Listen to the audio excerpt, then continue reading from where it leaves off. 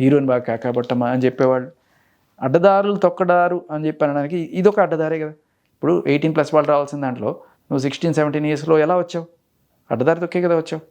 ఆ అడ్డదారి తొక్కే కదా నువ్వు 18+ అనుకునే కదా మీకు రకరకాల ఛాన్సులు వచ్చినాయి. బట్ ఏదేమైనా అంటే కూతురు ఎంత చెప్పినా పేరెంట్స్ వాళ్ళు గట్టిగా తీసుకొని ఈ విషయం వాళ్ళ ఫ్రెండ్కి వస్తే బాగుంటుందేమో నేను అనుకుంటున్నాను. మీరేమంటారు? ఎందుకంటే అమ్మాయి చెప్తుంది ఐ కెన్ హ్యాండిల్ అని చెప్పి, బట్ తనతో పాటు ఇక్కడ పేరెంట్స్ ప్రెస్టీజ్ ఖచ్చితంగా అడుగుతారు కదమ్మా. వస్తే ఇప్పుడు నేను అడుగుతున్నట్టుగా ప్రతి ఒక్కరు ఎలా 16 ఏళ్ల వయసులో కూతురుని తీసుకువెళ్ళి ఇంత నీచమైన డ్యాన్సులు నువ్వు చేయించగలిగావు?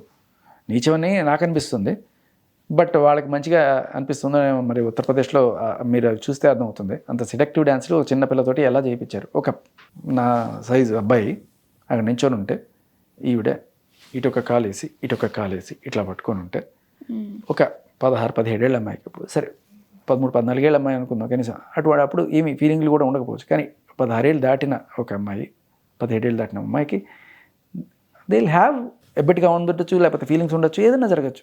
అందుకనే కదమ్మా కాస్త 18+ వచ్చిన తర్వాత ఏది మంచి ఏది చెడు అనే విచక్షణ ఉంటుంది కదా. అందుకే ఇప్పుడు ఏముంటుంది అమ్మాయి 21 ఏళ్ళు వచ్చాయి కాబట్టి నాకు 21, 22 మరి మొత్తానికి వాటెవర్.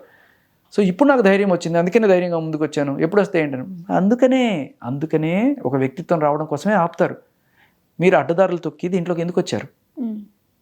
మీకు ఒక వ్యక్తిత్వం వచ్చినప్పుడే వచ్చి ఉండాల్సింది. డీ జోడీకి తప్పుడు మార్గాల్లో వచ్చి అవతల వాళ్ళని దూషిస్తున్నారు.